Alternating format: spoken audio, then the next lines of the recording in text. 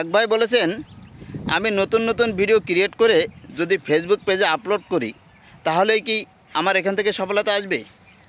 Facebook পেজে সফলতা আনতে হলে ভাই আপনাকে একটু ধৈর্য ধরতে হবে এবং আপনি ভিডিও ক্রিয়েট করে ফেসবুক পেজে আপলোড করলেনই এবং আপনার কাজ শেষ, বিষয়টা কিন্তু এমন না।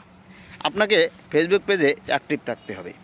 আপনি যখন ভিডিওটি আপলোড করবেন তার আগে আপনার সামনে যে সকল ভিডিও আসবে এমন ভিডিওগুলো শুরু থেকে শেষ পর্যন্ত মিনিমাম 20 থেকে 30টা ভিডিও আপনি দেখবেন, তারপরে ভিডিওটি আপলোড করবেন। আপলোড করার পরে মিনিমাম আবার 20 থেকে 30টা ভিডিও আপনি দেখবেন, তারপরে ফেসবুক থেকে আপনি বের হয়ে যাবেন।